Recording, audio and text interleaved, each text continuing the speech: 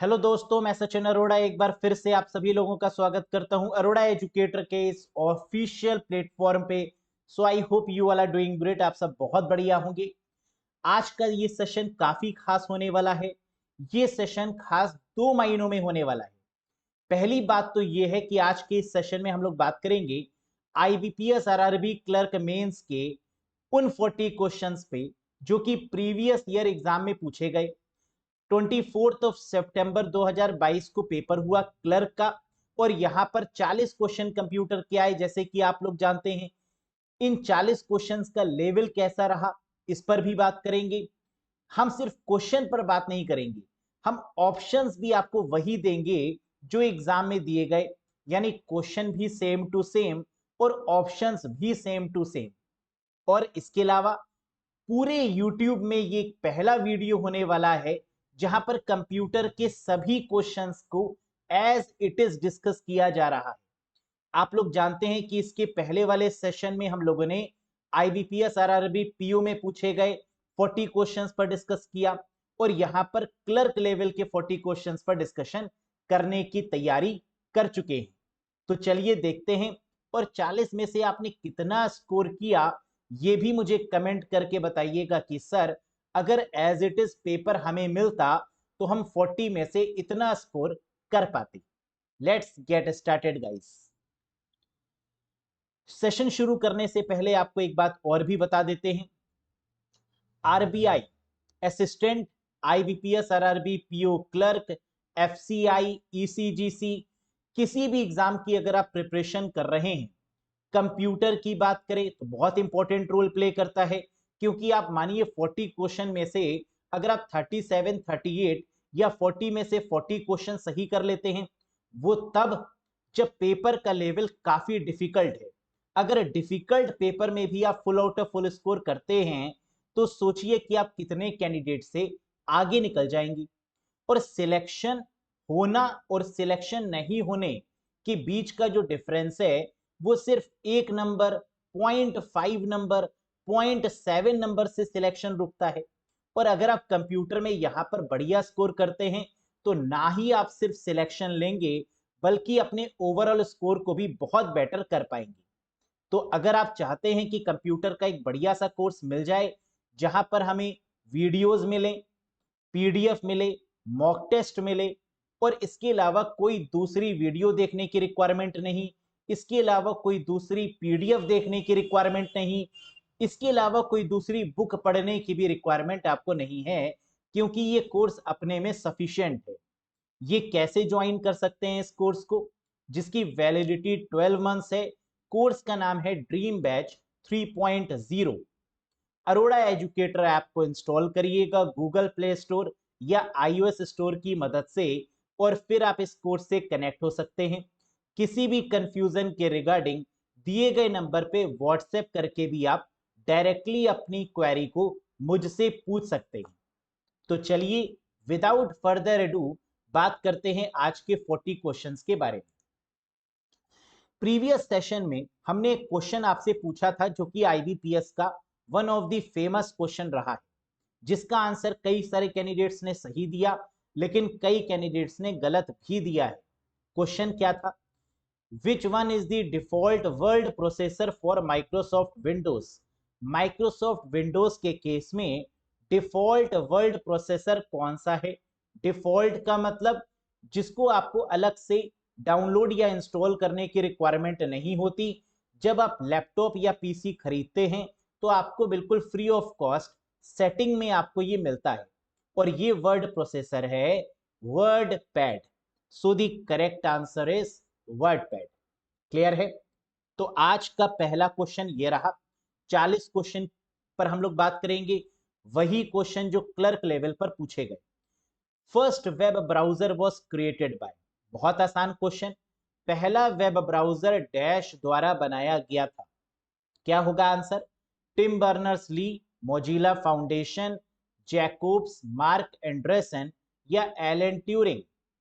हम लोग जानते हैं कि सबसे पहले वेब ब्राउजर का नाम www यानी वर्ल्ड वाइड वेब था, जिसको आगे चलकर नेक्सस में कन्वर्ट कर दिया गया। और इसको डेवलप करने वाले जो पर्सन है उनका नाम है टिम बर्नर्स ली। तो वर्ल्ड वाइड वेब यानी WWW को किसके द्वारा डेवलप किया गया? तो आंसर है टिम बर्नर्स ली के द्वारा।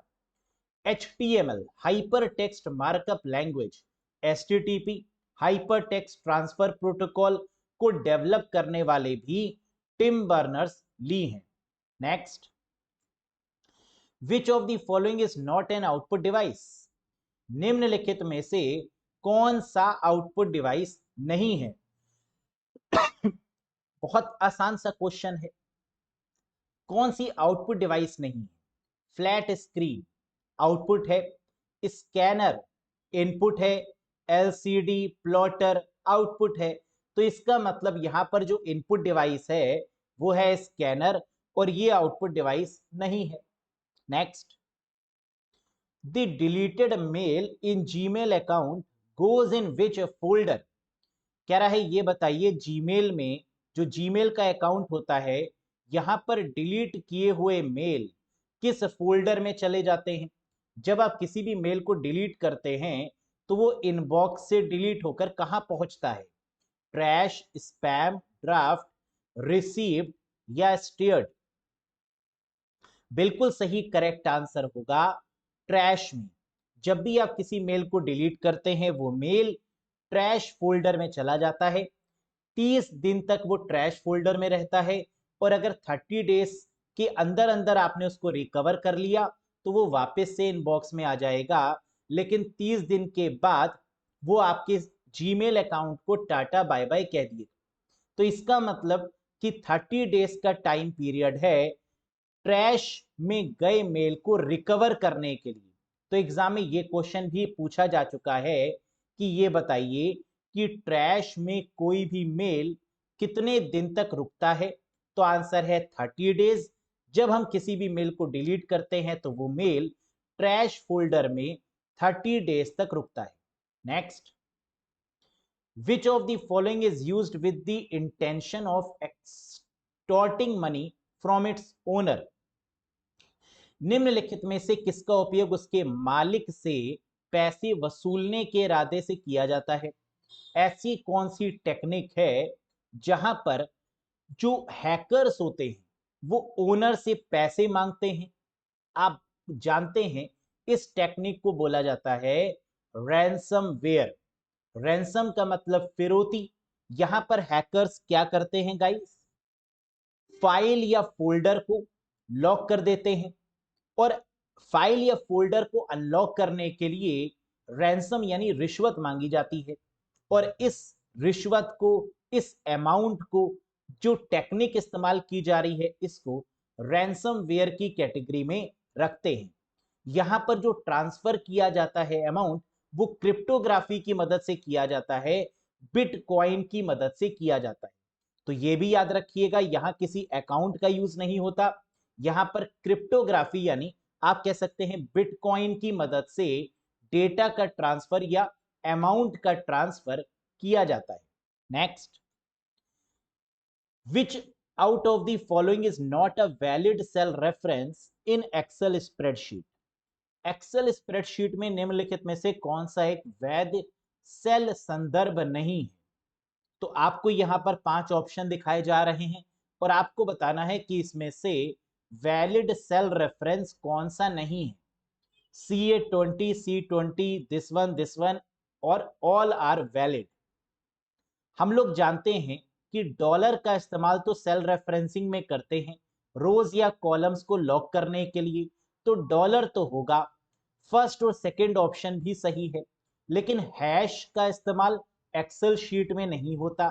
सो the correct answer is this is not a valid cell reference. ये CA-20 ये कोई भी वैलिड सेल रेफरेंस नहीं है MS एक्सेल की स्प्रेडशीट में। Next, when you connect to this service your computer is communicating with a server at your internet service provider. What does this refer? कह रहा है when you connect to this service, जब आप इस service से connect होते हैं your computer is communicating with a server, आपका कंप्यूटर सर्वर से कम्युनिकेट करता है किसके थ्रू? इंटरनेट सर्विस प्रोवाइडर के थ्रू। इस सर्विस को क्या बोलते हैं? आंसर है internet. When you connect to the internet, जब आप इंटरनेट से कनेक्ट होते हैं तो इसका मतलब एक तरीके से आप इंटरनेट सर्विस प्रोवाइडर से कनेक्ट हो रहे हैं। So the correct answer is internet. Next, what happen when you open a folder in Windows 10 operating system and press the Control plus A की? क्या होता है जब आप विंडोज 10 ऑपरेटिंग सिस्टम में एक फोल्डर ओपन करते हैं और कंट्रोल ए दबाते हैं? हम लोग जानते हैं कि कंट्रोल ए का इस्तेमाल किया जाता है सिलेक्ट करने के लिए, और जब हम किसी भी फोल्डर को ओपन करेंगे, कंट्रोल ए करेंगे, तो उस फोल्डर के अंदर जितनी भी फाइल्स होंगी वो सिलेक्ट हो जाएंगी। यही तो होगा। तो इसका मतलब all files and subfolder in the current folder are selected, यानी जितनी भी फाइल्स हैं फोल्डर के अंदर या फोल्डर के अंदर जितने भी सब फोल्डर हैं वो सब के सब क्या हो जाएंगे? सिलेक्ट हो जाएंगे कंट्रोल ए दबाने से। Very good. Next, what is the keyboard shortcut for undo function? Undo function के लिए कीबोर्ड शॉर्टकट क्या है? Here is the option guys. क्या होगा आंसर? हमें मालूम होना चाहिए कि अंडू करने के लिए कंट्रोल जेड का इस्तेमाल किया जाता है। वापस लाने के लिए गलती से कुछ मिस्टेक हो गई, गलती से कुछ इरेज हो गया, कंट्रोल जेड करके उसको वापस लाया जा सकता है। That is called undo. Clear है? नेक्स्ट, क्वेश्चन 9 एग्जाम में पूछा गया क्या था? Which one of the following keys is used to minimise the active window? निम्नलिखित में से किस कुंजी का उपयोग सक्रिय विंडो को छोटा करने के लिए किया जाता है? बताइए। विंडोज है, विंडोज को क्या करना है? मिनिमाइज करना है, और ये करने के लिए कौन सी शॉर्टकट की प्रेस करेंगे? विंडोज लोगो होम की, विंडोज लोगो के साथ स्पेस बार, अप एरो की, डाउन एरो की, या विंडोज के साथ में एंटर की? करेक्ट आंसर होगा विंडोज लोगो के साथ में अप एरो की का इस्तेमाल करने से जितनी भी एप्लीकेशंस हैं वो मिनिमाइज मोड में पहुंच जाएंगी। समझ में आ गया? तो सारी आपको कहां दिखने लगेंगी? जितनी भी एप्लीकेशंस ओपन हैं वो आपको स्क्रीन में सारी की सारी एप्लीकेशंस दिख जाएंगी जब आप विंडोज के साथ में अप एरो प्रेस करते हैं। बहुत इंपॉर्टेंट है, कई बार इस क्वेश्चन को मैंने यूट्यूब में भी आपको बताया हुआ है। Next, in MS Excel 2010 the shortcut key to apply or remove strike through is? MS Excel 2010 में स्ट्राइक थ्रो लगाने या हटाने की शॉर्टकट की क्या है? स्ट्राइक थ्रो का मतलब क्या होता है? जब हम कोई भी वर्ड लिखते हैं और उस पर एक लाइन आ जाती है, उस लाइन को बोला जाता है स्ट्राइक थ्रू, यानी उस वर्ड को हमने क्या किया?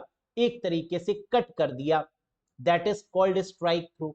और एक्सेल में स्ट्राइक थ्रो लगाने के लिए कंट्रोल प्लस 5 का करते हैं इस्तेमाल। सो the correct answer is control plus 5 for strike through. और हमने यहां पर दिखाया भी हुआ है कि एक्सेल में अगर हमने स्ट्राइक थ्रो लिखा और इसके ऊपर स्ट्राइक थ्रो अप्लाई किया तो जो भी लिखा उसके ऊपर एक लाइन आ जाती है। That is called strike through. Very good. Next, name the feature that commands the word processor to align all the text to fit within the defined margin. उस फीचर का नाम बताएं जो वर्ड प्रोसेसर को सभी text को परिभाषित margin के भीतर फिट करने के लिए अलाइन करने का आदेश देते हैं। बहुत आसान है, आप समझ रहे हैं यहां पर क्वेश्चन क्या कहा जा रहा है? फिट करने की बात हो रही है टेक्स्ट को, और हम जानते हैं कि टेक्स्ट को फिट करने के लिए वर्ड रैप फीचर का इस्तेमाल करते हैं। किसका यूज करते हैं? वर्ड रैप फीचर का। जैसे आपने किसी भी प्लेटफॉर्म को ओपन किया, MS वर्ड को ओपन किया या नोटपैड को ओपन किया, अगर वर्ड रैप नहीं है तो ये लिखता चला जाएगा, ये सेल से बाहर हो जाएगा एमएस एक्सेल के केस में, ये उस लाइन को ब्रेक कर देगा और आगे चलता चला जाएगा। फिर इसके लिए आपको लेफ्ट राइट स्क्रॉल करने की रिक्वायरमेंट होगी उस पार्टिकुलर पेज को। लेकिन अगर आपने वर्ड रैप कर दिया तो उसी पेज पर ही अगली लाइन पर वो ऑटोमेटिक स्विच हो जाएगा। जैसे ही पहली लाइन कंप्लीट होगी, नेक्स्ट कैरेक्टर या next word automatically next line पर पहुंच जाएगा और इसी फीचर को बोलते हैं word rap feature. Next, VGA क्या है? VGA क्या है? एक पोर्ट है और VGA पोर्ट को क्या बोलते हैं? वीडियो ग्राफिक्स एरे के नाम से जानते हैं। इसका यूज वीडियो पर्पस से करते हैं, वीडियो शो करने के लिए करते हैं। तो करेक्ट आंसर क्या होगा? Video graphics array. Clerk level पे 3 से 4 फुल फॉर्म्स भी एग्जाम में पूछी जाती हैं, है ना, जबकि पीओ लेवल पे फुल फॉर्म्स नहीं पूछी जाती, लेकिन क्लर्क लेवल पर फुल फॉर्म्स एग्जाम में आती हैं। तो VGA हो गया video graphics array. Next, what is a permanent storage device?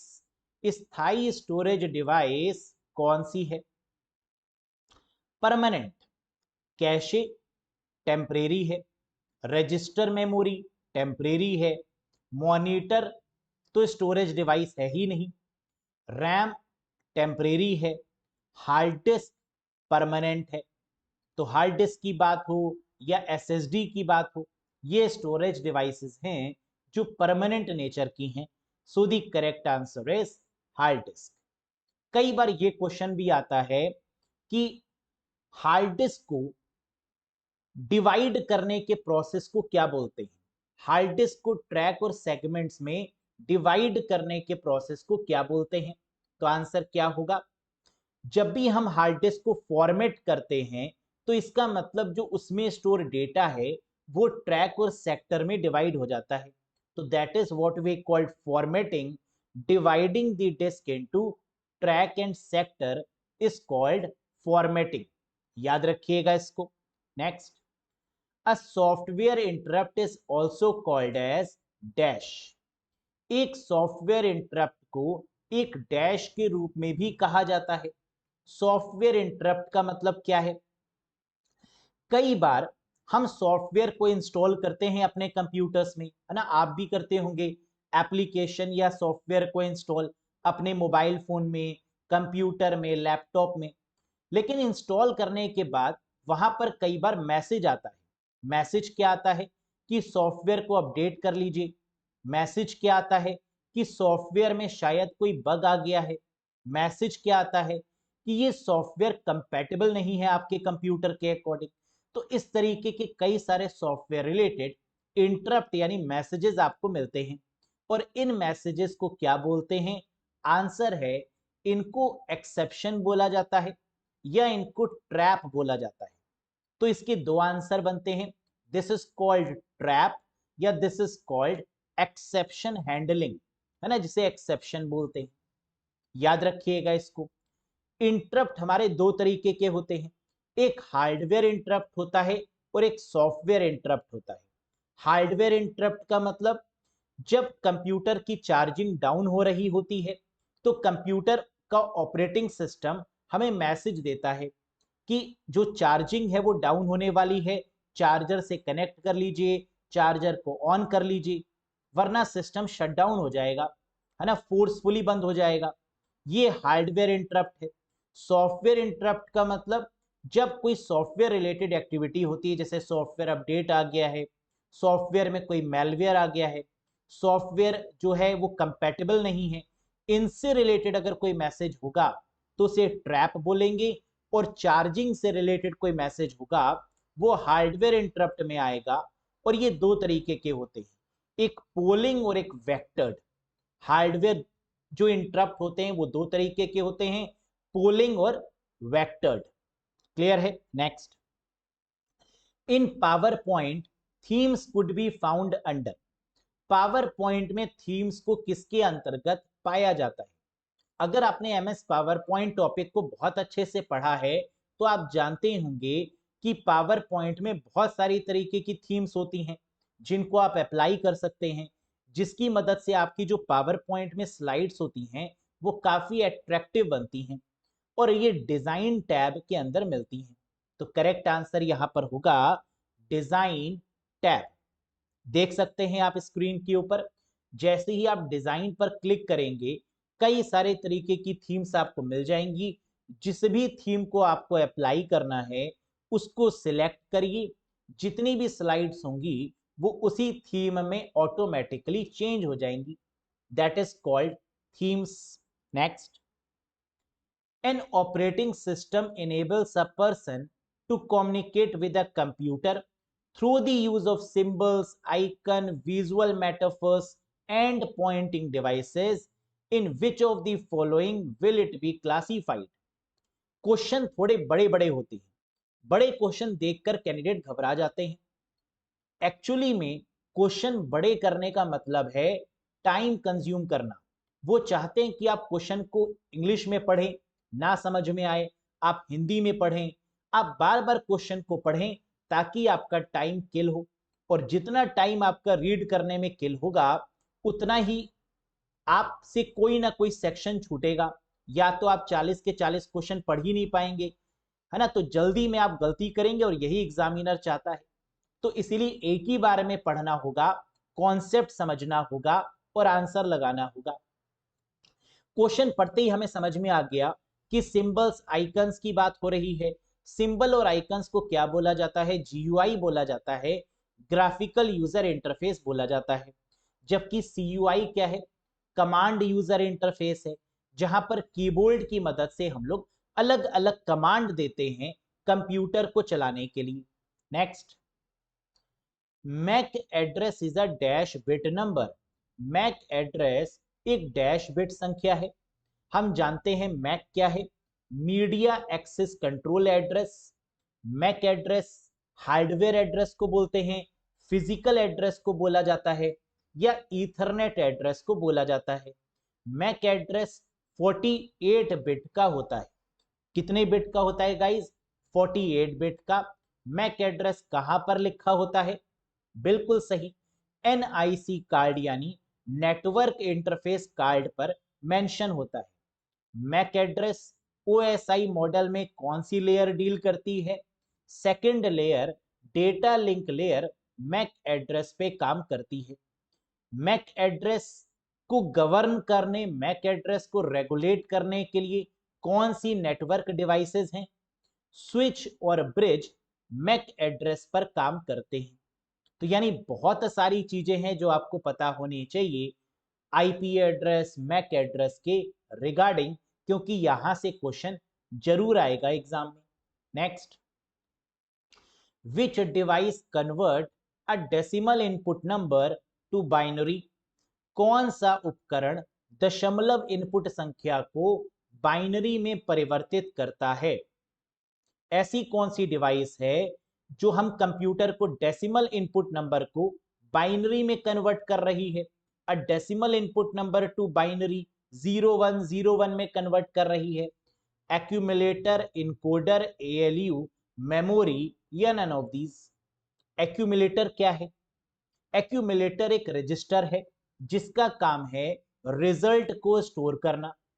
तो रिजल्ट को स्टोर करने के लिए एक्यूमुलेटर रजिस्टर का यूज करते हैं। इनकोडर का काम क्या है? कन्वर्ट करना डेसिमल इनपुट नंबर को बाइनरी में। तो करेक्ट आंसर क्या होगा? इनकोडर होगा। जबकि एएलयू क्या है? अरिथमेटिकल लॉजिकल यूनिट है जिसका काम कैलकुलेशन करना है। अरिथमेटिक मतलब addition, subtraction, multiplication, division. Logical का मतलब greater than, smaller than, equals to, greater than equals to, smaller than equals to. ये सारे ऑपरेशंस एएलयू परफॉर्म करता है। मेमोरी हम लोग जानते हैं, नन ऑफ दीज होगा नहीं। Next, which option in Excel allows user to bring together copies of workbook that other users have worked on independently? Excel में कौन सा विकल्प उपयोगकर्ताओं को उन कार्य पुस्तिकाओं की प्रतियों को एक साथ लाने की अनुमति देता है जिन पर अन्य उपयोगकर्ताओं ने स्वतंत्र रूप से काम किया हुआ है। एक साथ लाने का मतलब मर्ज करना, मर्ज करने का मतलब आंसर क्या होगा, मर्जिंग।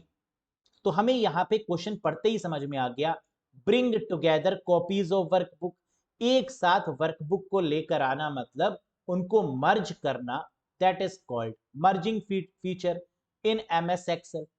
क्लियर है। Next, in HTML page, HTML क्या है, हाइपर टेक्स्ट मार्कअप लैंग्वेज है, जिसका लेटेस्ट वर्जन 5 है।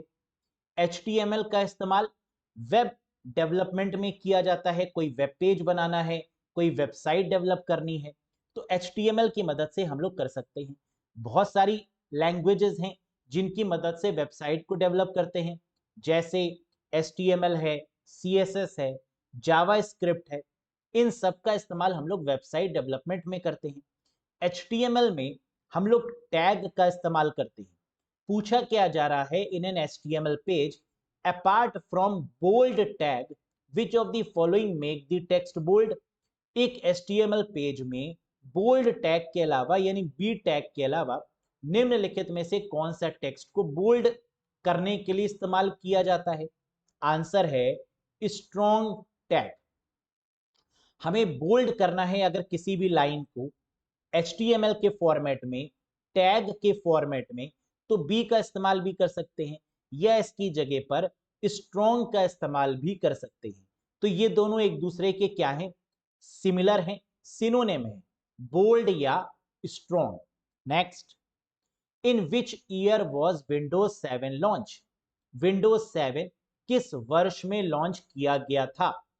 जरूर यहां से क्वेश्चन आ सकता है, विंडोज 8 कब लॉन्च हुई, विंडोज 11 कब लॉन्च हुई, विंडोज 7 कब हट गई मार्केट से, कब विड्रॉ कर ली गई, है ना। तो विंडोज 8 कब विड्रॉ करी जाएगी, या विंडोज 11 कब हटाई जाएगी मार्केट से। तो इस तरीके के क्वेश्चन एग्जाम में जरूर आते हैं। तो in which year was Windows 7 launch, correct answer होगा 22 अक्टूबर 2009। 22 अक्टूबर 2009 इस दिन विंडोज 7 को मार्केट में लॉन्च किया गया। Convert the octal number 4718 into equivalent binary number. Number system से क्वेश्चन आता हुआ ऑक्टल संख्या 471 को समतुल्य बाइनरी संख्या में परिवर्तित करें। कैसे करेंगे, अगर आपने नंबर सिस्टम का टॉपिक पढ़ा हुआ है, अगर आपने मेरी वीडियोस देखे हुए हैं, तो आप जानते हैं इनको कैसे करेंगे। 4 एक डेसिमल नंबर है मान के चलिए, 7 एक डेसिमल नंबर है, 1 एक डेसिमल नंबर है। इनको पहले बाइनरी नंबर में कन्वर्ट करें। 4 को बाइनरी में, 7 को बाइनरी में, 1 को बाइनरी में, 3 के सेट में, और फिर लिख दीजिए खोल के। कैसे करेंगे आइए देखते हैं। सबसे पहले आपने लिखा 4, 7 और 1, यही तो है 471 लिखा आपने। फिर इक्वल्स टू का साइन लगाया, 4 के आगे लिखा 124, 7 के आगे लिखा 124 और 1 के आगे लिखा 124। अब आपने देखा किसको जोड़ने पर 4 आ रहा है, तो 4 के केस में 124 जब आपने लिखा तो आपने देखा कि 124 किसको जोड़ने पर 4 मिलेगा, तो 4 हमें मिल रहा है। 4 की जगह पर 1 लिख दिया, बाकी जगह पर 00 लिख दिया। 7 के केस में आपने देखा किसको जोड़ने पर 7 मिलेगा, तो आपने कहा 4 + 2 + 1 तीनों को जोड़ेंगे तो 7 मिलेगा। इसका मतलब कि जिसको जोड़ने पर मिल रहा है उसके नीचे 1 1 1 आ जाएगा। तो यहां क्या आया 1 1 1। फिर आपने देखा 1 किसको जोड़ने पर 1 मिलेगा, तो आंसर है 1 तो हमें मिल ही रहा है, तो 1 की जगह पर 1 और बाकी जगह पर 0। एक साथ लिखने पर आंसर क्या मिलेगा 100 111 और 001। हमने यहां पर 3 के पेयर क्यों ली, क्योंकि बात हो रही थी ऑक्टल नंबर सिस्टम की। ऑक्टल नंबर सिस्टम की जो रेंज है वो 0 से 7 होती है, और 7 कब हमें मिलता है, जब हम 3 नंबर को प्लस करते हैं। 1 to 4 को प्लस करने पर या 4 to 1 को प्लस करने पर 7 हमें मिल जाता है।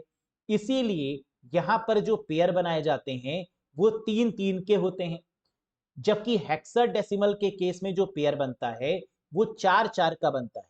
4-4 मतलब 1 2 4 8, 1 2 4 8 और 1 2 4 8। 1 2 4 ही हमने क्यों लिया, इसके पीछे का रीजन क्या है?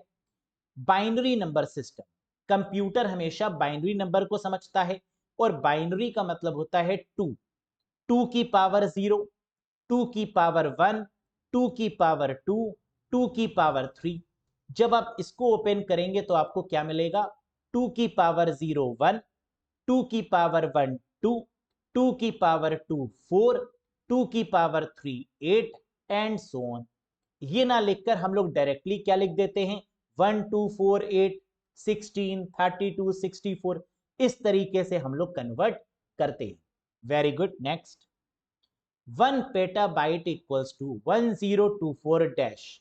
एक पेटाबाइट कितने 1024 के बराबर है? आंसर है 1024 टेराबाइट के बराबर है।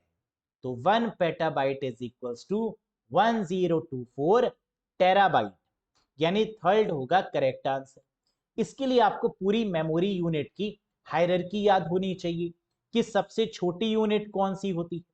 अगर मैं आपसे पूछूं कि कंप्यूटर में सबसे छोटी यूनिट कौन सी, आप कहेंगे सर बिट, यानी बाइनरी डिजिट।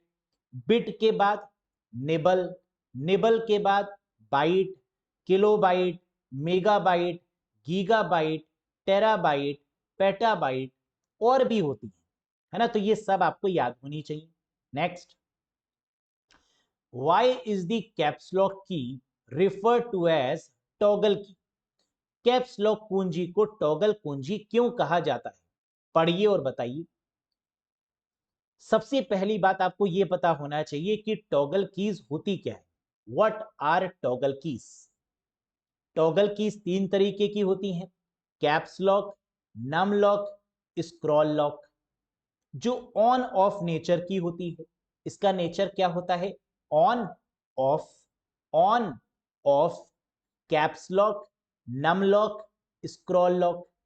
वो कीज, ये ऐसी कीज होती हैं जो किसी विजुअली इंपेयर्ड पर्सन को साउंड प्रोड्यूस करने में मदद करती हैं।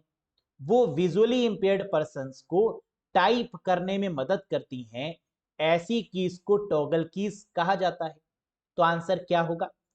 Because it can be used to insert, because it changes its status on pressing the key, पहला। because it cannot be used for entering the numbers, because it can be used to insert, because it cannot be used to insert, या none of the above। हमें पहले ही option में इसका answer मिल गया, because it changes its status on pressing the key। की को press करने पर ये अपने स्टेटस को बदल रही है, यानी ऑन ऑफ हो रहा है ना? कैप्स लॉक के केस में, लोअर केस, अपर केस में, नम लॉक के केस में भी ऑन ऑफ की कंडीशन है, स्क्रॉल लॉक के केस में भी ऑन ऑफ की कंडीशन है। तो अपनी स्टेटस को बदल रही है। इसका मतलब because it changes its status on pressing the key, that's why these keys are called as toggle keys. Caps lock, num lock और स्क्रॉल लॉक लिख भी दिया है हमने। The three computer keyboard toggle keys are caps, num and scroll. Next, what is the shortcut key for the central alignment of a line or text in MS Office software? MS Office software में line या text के central alignment के लिए जो shortcut की है वो क्या है? कितने तरीके के टोटल अलाइनमेंट्स होते हैं? 4 तरीके के, राइट, लेफ्ट, सेंटर और जस्टिफाई। तो सेंटर के लिए कंट्रोल के साथ ई का इस्तेमाल करते हैं, तो करेक्ट आंसर होगा फर्स्ट वन। लेफ्ट करना है कंट्रोल एल कर देंगे, सेंटर करना है कंट्रोल ई कर देंगे, राइट करना है कंट्रोल आर कर देंगे, जस्टिफाई करना है कंट्रोल जे कर देंगे। क्लियर है? Next, Windows 95 is an example of which type of operating system? Windows 95 किस प्रकार के ऑपरेटिंग सिस्टम का उदाहरण है? विंडोज 95 कैसा है? सिंगल यूजर सिंगल टास्किंग, यानी ये सिंगल यूजर ऑपरेटिंग सिस्टम का एक एग्जाम्पल है। सो the correct answer is single user operating system. Next, multi user operating system कौन से होते हैं? लाइनेक्स, विंडोज के जितने लेटेस्ट वर्जन है, विंडोज 11, विंडोज 10, विंडोज 8, ये मल्टी यूजर मल्टीटास्किंग है जो सर्वर में इस्तेमाल किए जाते हैं। तो ज्यादातर लाइनेक्स यूज होता है सर्वर में, इसलिए मल्टी यूजर मल्टीटास्किंग है। नेक्स्ट बताइएगा, what is the maximum limit of available worksheet functions in MS Excel? MS Excel में उपलब्ध वर्कशीट कार्यों की अधिकतम सीमा क्या है? एक्सेल शीट में कितनी मैक्सिमम लिमिट है वर्कशीट फंक्शन की? है ना, बहुत सारे फंक्शंस लगा सकते हैं, लेकिन मैक्सिमम लिमिट वर्कशीट की नहीं, क्योंकि वर्कशीट की तो मैक्सिमम लिमिट 255 है। Maximum limit of worksheet function कितनी है? That is 341। याद रखिएगा गाइस, कितनी है? 341, 341 maximum limit of available worksheet function. Next, all formula in MS Excel start with. MS Excel में सभी फॉर्मूले किससे शुरू होते हैं?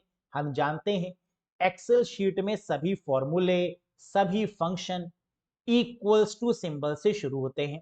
So the correct answer is what? Equals to. जैसे equals to sum, equals to average and so on. Next, which of the following is not the main function of the operating system? Operating system के कई सारे काम होते हैं, लेकिन कह रहा है इनमें से कौन सा मेन फंक्शन नहीं है ऑपरेटिंग सिस्टम का? निम्नलिखित में से कौन सा ऑपरेटिंग सिस्टम का मुख्य कार्य नहीं है? ऑपरेटिंग सिस्टम का काम होता है प्रोसेस को मैनेज करना, मेमोरी को मैनेज करना, डिवाइस को मैनेज करना, नेटवर्क को मैनेज करना, लेकिन मैलवेयर से प्रोटेक्ट करना ये ऑपरेटिंग सिस्टम का काम नहीं। वायरस, वॉर्म, इनसे प्रोटेक्ट कर पाए ऑपरेटिंग सिस्टम, ये पावर इसके पास नहीं है। इसीलिए तो हम लोग यहां पर एंटीवायरस का यूज करते हैं, फायरवॉल का यूज करते हैं, प्रॉक्सी सर्वर का यूज करते हैं, ताकि हम मैलवेयर से अपने कंप्यूटर को बचा पाए, क्योंकि ये काम ऑपरेटिंग सिस्टम का है ही नहीं। Next, which of the following is, अच्छा देखिए यहां पर एक कंफ्यूजन भी कई बार कैंडिडेट्स को होता है। लाइनेक्स ऑपरेटिंग सिस्टम एक ऐसा ऑपरेटिंग सिस्टम है जो वायरस फ्री है, यानी लाइनेक्स को जब बनाया गया तो यह दिमाग में रखा गया कि वहां पर मैलवेयर प्रोटेक्शन हो, वहां वायरस प्रोटेक्शन हो, इस बात को ध्यान में रखा गया। जबकि विंडोज के केस में, मैक के केस में, आईओएस के केस में इतना ज्यादा मैलवेयर प्रोटेक्शन को फोकस नहीं किया गया। तो नॉर्मली जो ऑपरेटिंग सिस्टम का फंक्शन है वो मैलवेयर प्रोटेक्शन नहीं है, जबकि कुछ ऑपरेटिंग सिस्टम ये वादा करते हैं कि हमारे ऑपरेटिंग सिस्टम में वायरस नहीं आएगा, है ना। लाइनेक्स भी वादा करता है, एप्पल भी वादा करता है, जैसे Mac operating system, iOS.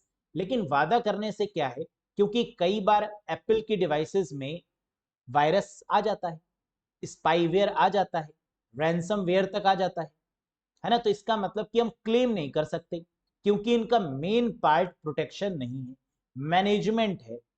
Next, which of the following is a method of accessing fixed internet for home और ऑफिस?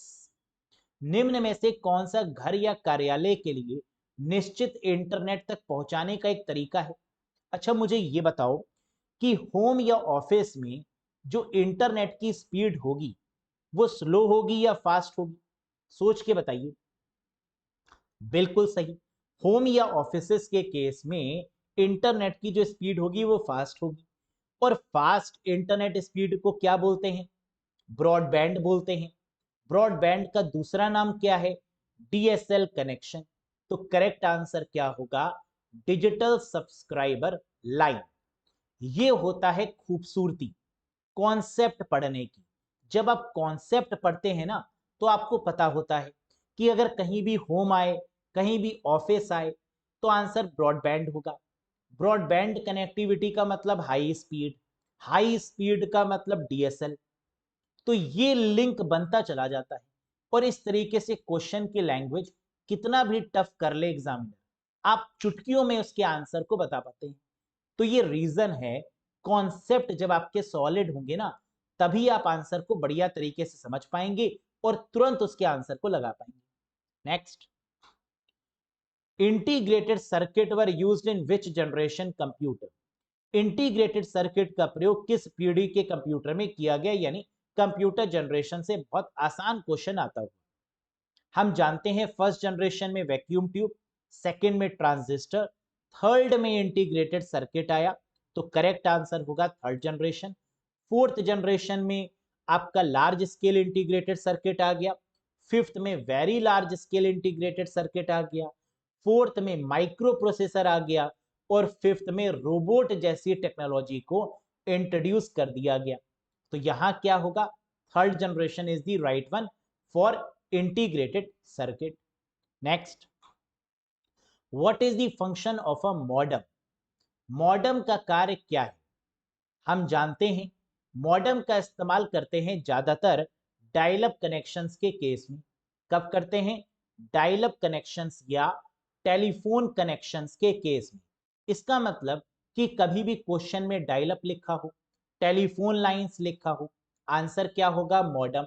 मॉड्यूलेटर, डीमॉड्यूलेटर, इसका काम क्या है, डिजिटल से एनालॉग और एनालॉग से डिजिटल में कन्वर्ट करने का। So the correct answer is convert the analog signal to digital signal and vice versa. आसान क्वेश्चन था, आपने आंसर दे दिया बहुत जल्दी, बहुत बढ़िया, पार की नजर और निर्मा सुपर।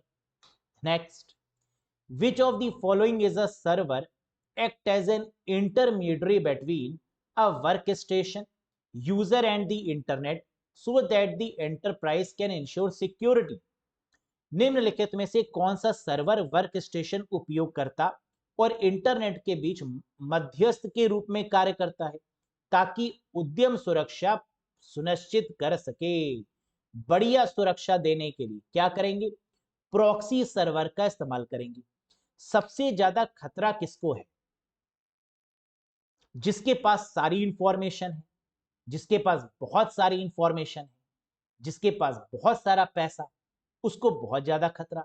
नो पैसा नो खतरा, राइट, समझ में आ रहा है। तो जो बड़े ब्रांड होते हैं ना, उन्हीं को बाउंसर रखने की रिक्वायरमेंट होती है, उन्हीं को सिक्योरिटी गार्ड रखने की रिक्वायरमेंट होती है ना। मिडिल मैन को इन सबकी कोई रिक्वायरमेंट नहीं होती। तो इसका मतलब कि सबसे ज्यादा खतरा किसको है, सर्वर को। सर्वर को प्रोटेक्ट करने के लिए फायरवॉल का यूज होता है। सर्वर को प्रोटेक्ट करने के लिए एक दूसरा सर्वर लगाया जाता है जिसको बोला जाता है प्रॉक्सी सर्वर। रिवर्स प्रॉक्सी का भी यूज किया जाता है कई बार। तो बहुत सारी टेक्नोलॉजी है जिसके थ्रू यहां पर हम सिक्योरिटी को इंश्योर करते हैं, सर्वर की सिक्योरिटी को इंश्योर करते हैं। नेक्स्ट, तो हमने यहां पर समझाने की कोशिश भी करी है कि किस तरीके से काम होता है। क्लाइंट यानी हमारा कंप्यूटर, सर्वर यानी प्रॉक्सी सर्वर लगाया गया, फिर फायरवॉल लगाई गई, इंटरनेट कनेक्शन और यहां पर सर्वर। तो ओरिजिनल सर्वर तक पहुंचने के लिए किसी भी रिक्वेस्ट को सबसे पहले प्रॉक्सी सर्वर को भेजते हैं। अगर लगता है कि ये रिक्वेस्ट जेन्यून है तो फायरवॉल को भेजेंगे, फायरवॉल को लगता है ये जेन्यून है तो वो इंटरनेट को भेजेगा, इंटरनेट को लगता है ये जेन्यून है तो वो सर्वर को पास ऑन करेगा। तो यहां पर सर्वर का यूज हो रहा है प्रॉक्सी सर्वर का, और फायरवॉल का यूज हो रहा है सिक्योरिटी प्रोवाइड करने के लिए। Next, what is the full form of DHCP in networking system. Again एक फुल फॉर्म आती हुई यहां पर। नेटवर्किंग सिस्टम में डीएचसीपी का पूर्ण रूप क्या है। आपको पता होना चाहिए कि डीएचसीपी का मेन काम क्या होता है। आईपी एड्रेस को ऑटोमेटिक एलोकेट करने का काम होता है डीएचसीपी का। तो कभी भी क्वेश्चन में ऐसा लिखा हुआ हो कि आईपी एड्रेस ऑटोमेटिकली एलोकेट किया जाना है, कौन सी प्रोटोकॉल काम करेगी, आंसर क्या होगा, DHCP, dynamic host configuration protocol, यानी option number fifth is the right one. तो कॉन्सेप्ट भी पता होना चाहिए, फुल फॉर्म भी पता होनी चाहिए, topologies, protocols, simplex, half duplex, full duplex, OSI model, TCP IP model, IPv4, IPv6, MAC address, ऐसे बहुत सारे कॉन्सेप्ट हैं जो नेटवर्किंग में आपको पढ़ने हैं। Next, the system of 32 bit number IP addressing is known as. 32 bit number IP addressing की प्रणाली को किस नाम से जाना जाता है? तो आईपी एड्रेस 32 बिट का कौन सा है? IPv4 है। सो the correct answer is IPv4 32 bit का होता है। IPv6 128 128 बिट का होता है। मैक एड्रेस 48 बिट का होता है। तो देखो कितने सारे क्वेश्चन आपको मिल गए, आईपी एड्रेस से, मैक एड्रेस से, टोपोलॉजी से, प्रोटोकॉल से। Next, which of the following is a standard internet protocol? फिर से देखो प्रोटोकॉल से question, which of the following is the standard internet protocol used for transferring the files from one computer to another computer connected to the internet? निम्नलिखित में से कौन सा एक मानक इंटरनेट प्रोटोकॉल है जिसका उपयोग इंटरनेट से जुड़े कंप्यूटर से दूसरे कंप्यूटर में फाइल ट्रांसमिट करने के लिए किया जाता है? तो फाइल ट्रांसफर का मतलब, हम जानते हैं कि फाइल ट्रांसमिट का मतलब, फाइल ट्रांसफर का मतलब अपलोडिंग और डाउनलोडिंग का होता है। अगर हम फाइल को ट्रांसफर कर रहे हैं इसका मतलब अपलोड कर रहे हैं या डाउनलोड कर रहे हैं। और अपलोडिंग और डाउनलोडिंग का काम कौन सी प्रोटोकॉल करती है? FTP करती है, फाइल ट्रांसफर प्रोटोकॉल करती है। सो the correct answer is FTP। SMTP का काम क्या है? मेल को सेंड करना। FTP का काम क्या है? अपलोड या डाउनलोड करना। टेलनेट का काम क्या है? रिमोट प्रोटोकॉल है। मैं यहां पर बैठ के आपके कंप्यूटर्स, आपके मोबाइल को ऑपरेट कर सकता हूं via telnet protocol. HTTP hyper text transfer protocol है जो कि बाय डिफॉल्ट प्रोटोकॉल है। HTTPS सिक्योरिटी प्रोवाइड करती है। Hyper text transfer protocol secure, जो किसी भी वेबसाइट को SSL या TLS नाम की सिक्योरिटी प्रोवाइड करती है। अभी तक SSL सिक्योरिटी थी, सिक्योर्ड सॉकेट लेयर, और अब इस सिक्योरिटी को बढ़ाकर TLS यानी ट्रांसपोर्ट लेयर सिक्योरिटी कर दिया गया है ना? तो ये सारे कॉन्सेप्ट आपको पता होने चाहिए। Next, which among the following is not a search engine in the internet? निम्नलिखित में से कौन सा इंटरनेट में सर्च इंजन नहीं है? कितना आसान क्वेश्चन। सर्च इंजन का काम क्या होता है? सर्वर से इंफॉर्मेशन को निकालना, सर्वर से इंफॉर्मेशन को ढूंढ के क्लाइंट को रिप्रेजेंट करना, that is the ultimate goal of search engine. Archie search engine है, गूगल भी सर्च इंजन है, फेमस है। नेक्सस, क्या ये सर्च इंजन है? बिल्कुल नहीं, नेक्सस ब्राउजर है। हमने आपको बताया था कि www पहला ब्राउजर है जिसका नाम बदल के नेक्सस कर दिया गया। तो नेक्सस क्या हो गया? पहला ब्राउजर हो गया जिसका पहले का नाम क्या था? www। Microsoft Bing, Bing search engine है माइक्रोसॉफ्ट का। याहू भी क्या है? सर्च इंजन है। तो ये सब आपके सर्च इंजन है जिसकी लिस्ट हमने दे दी है। गूगल, याहू, डक डक गो बहुत secure search engine, AOL American online search engine, brave search Microsoft का बिंग, ask.com येंडेक्स रशिया का, इकोशिया बेडू चाइना का, ये सब आपके क्या है? सर्च इंजन है। नेक्स्ट, ICMP, फिर एक फुल फॉर्म आपसे पूछी जा रही है। ICMP is a network layer protocol used by network devices to diagnose network communication issues. What does ICMP stand for? ICMP एक नेटवर्क लेयर प्रोटोकॉल है जिसका उपयोग नेटवर्क संचार मुद्दों के निदान के नेटवर्क उपकरणों द्वारा किया जाता है। ICMP का क्या अर्थ है? ICMP की फुल फॉर्म है इंटरनेट कंट्रोल मैसेज प्रोटोकॉल, यानी इसका करेक्ट आंसर होगा दिस वन। पिंग के केस में ICMP का इस्तेमाल करते हैं जब भी आपको ये चेक करना होता है कि इंटरनेट की स्पीड बढ़िया आ रही है या नहीं आ रही, इंटरनेट काम कर भी रहा है या नहीं। तो इंटरनेट कनेक्शन की स्टेटस को जानने के लिए पिंग कमांड चलाया जाता है, और पिंग कमांड जिस प्रोटोकॉल पे काम करता है वो है ICMP, internet control message protocol. Clear है? Next, which of the following is the full form of BCC a field of email header. हम जानते हैं जब हम किसी को मेल करते हैं तो वहां पर टू का ऑप्शन होता है, सीसी होता है, बीसीसी का ऑप्शन होता है। तो बीसीसी मतलब ब्लाइंड कार्बन कॉपी, सीसी का मतलब carbon copy. Blind common copy नहीं होगा, ब्लाइंड कार्बन कॉपी होगा, यानी इसका करेक्ट आंसर होगा ऑप्शन नंबर 1, है ना। फोर्थ नहीं, इसको सही कर लेना, गलत लग गया है यहां पर, गलती से मिस्टेक हो गई है। तो करेक्ट आंसर होगा ब्लाइंड कार्बन कॉपी, यानी option number 1 is the right one. CC और बीसीसी में डिफरेंस क्या है? कार्बन कॉपी का मतलब है जिसकी भी ईमेल आईडी सीसी में होगी वो सभी को पहुंच जाएगी, यानी वो मेल कई लोगों को पहुंच जाएगा, हर कोई देख लेगा कि वो मेल क्या है। तो सीसी में जितने भी रिसीवर के एड्रेस को अटैच किया जाता है वो हर कोई ये देख सकता है कि कितने लोगों को मेल भेजा गया, जबकि बीसीसी मतलब ब्लाइंड कार्बन कॉपी है, ये देखना पॉसिबल नहीं है। हर किसी को लगता है कि ये मेल उसके लिए ही ड्राफ्ट किया गया है। बीसीसी में रखकर अगर हम कई लोगों को मेल करते हैं तो वो ये नहीं देख पाएंगे कि ये मेल किस किस को भेजा गया, है ना। That is the main difference between CC and BCC. Next, which of the following type of internet service does not require cable और phone lines? निम्नलिखित में से किस प्रकार की इंटरनेट सेवा के लिए केबल या फोन लाइन की आवश्यकता नहीं होती? ISDN internet services digital network, DSL digital subscriber line, satellite dial up connections या all of the above? Correct answer होगा सैटेलाइट।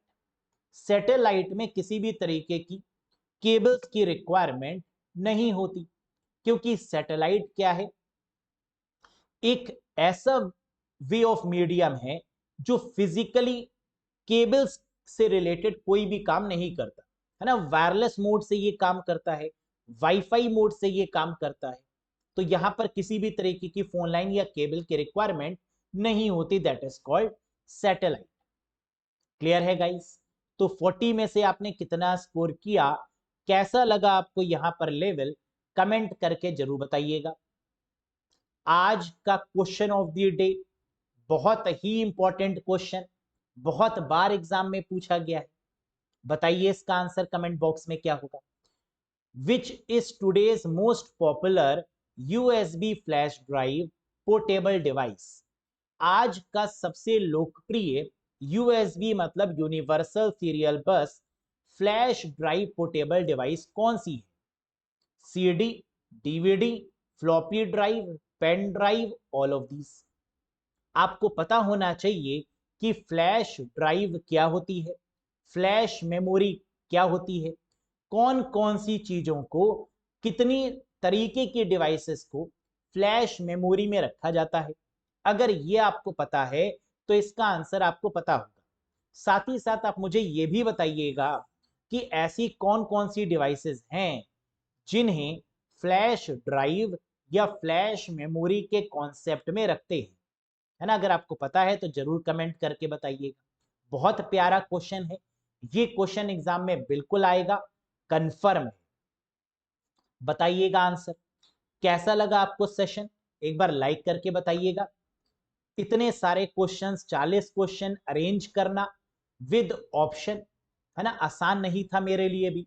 इसके पहले वाले सेशन में मैंने आपको आईबीपीएस आरआरबी पीओ के 40 क्वेश्चन करवाए as it is, with as it is options, और यहां पर हमने आपको क्लर्क लेवल के सारे 40 क्वेश्चन दिए विद ऑप्शंस ऑल्सो, है ना। लेकिन आपकी मेहनत के लिए कुछ भी हम करेंगे ताकि आप सफल हों, आपको ये पता चल पाए कि एग्जाम का लेवल कैसा आता है, आपको ये पता चल पाए कि ऐसे कौन कौन से टॉपिक्स हैं जहां से ज्यादा क्वेश्चन बनते हैं, है ना। जैसे MS Office, MS Word, Excel, PowerPoint, networking, email, number system, malware, virus, worm, है ना। बहुत सारे ऐसे टॉपिक्स हैं जो आपको पढ़ने होंगे। ये टॉपिक मुश्किल नहीं है, यहां पर आपको स्टेप बाय स्टेप चलना होगा। जैसे आपने हार्डवेयर पढ़ा, फिर सॉफ्टवेयर पढ़ा, डेटाबेस पढ़ा, है ना। इस तरीके से आपको एक एक करके सारे टॉपिक्स पढ़ने होंगे, ताकि कहीं से भी क्वेश्चन एग्जाम में पूछा जाए तो आप बहुत आसानी से उन क्वेश्चंस को कर पाए। तो आई होप ये सेशन आपको पसंद आया होगा। चैनल पर नए हो सब्सक्राइब जरूर करिएगा कंप्यूटर के वीडियोस को देखने के लिए। और अगर आप कंप्यूटर में कॉन्फिडेंस लो फील कर रहे हैं, आपको लग रहा है कि पेपर टफ आ गया तो नहीं कर पाएंगे, परेशान मत होइए, full out of full score करेंगे। बस एक बार आप स्कोर से कनेक्ट हो जाइए, कॉन्सेप्ट वाइज पढ़ लीजिए, बाकी गारंटी मेरी है। फिर एग्जाम के बाद आप बताइएगा कि सर जो आपने कहा था वो as it is question paper में देखा गया। तो आपके ऊपर ज्यादा बर्डन ना हो, कंप्यूटर की रिस्पॉन्सिबिलिटी मैंने ले ली है, बाकी आप बढ़िया तरीके से करिए, सिलेक्शन लीजिए। सिलेक्शन के बाद बस एक बार थैंक यू देकर बता जरूर दीजिएगा कि सर कंप्यूटर में बहुत बढ़िया स्कोर किया है ना, और साथ में एक छोटा सा थैंक्स और एक मिठाई का डिब्बा ये मिल जाना चाहिए। चलिए, that's all for today guys, thank you very much. बहुत जल्द मिलेंगे नेक्स्ट वीडियो में। अपना बहुत ध्यान रखिएगा, रिवीजन अच्छे से करिएगा, एक ही जगह से पढ़िए ताकि एग्जामिनेशन में जो भी आप पढ़ें उसको आप बार बार रिवाइज कर पाए। कैंडिडेट ज्यादातर एक गलती करते हैं कि वो मल्टीपल सोर्सेस से पढ़ते हैं, फिर रिवीजन नहीं कर पाते एग्जामिनेशन टाइम में, तो इससे कोई बेनिफिट नहीं होगा। आप पढ़ तो रहे हैं, रिवीजन भी बहुत इंपॉर्टेंट है, तो उन सोर्सेस को देखिए जहां से आप रिवाइज कर पाए, जहां से आपके डाउट्स रिमूव हो पाए। क्योंकि मेन चीज है, जब तक आपको कॉन्फिडेंस नहीं आएगा अंदर से, है ना, जैसे मैथ्स अगर आपकी अच्छी है तो आपको कॉन्फिडेंस आ जाता है कि यहाँ full out of full score करेंगे, रीजनिंग आपकी अच्छी है तो कॉन्फिडेंस आता है कि यहाँ मैक्सिमम स्कोर करेंगे। वैसे ही कॉन्फिडेंस आपको हर एक सब्जेक्ट में होना जरूरी है, तभी सिलेक्शन इंश्योर कर पाएंगे। तो best wishes guys, God bless you all, मेहनत करते रहिए, सिलेक्शन जरूर होगा। Thank you very much.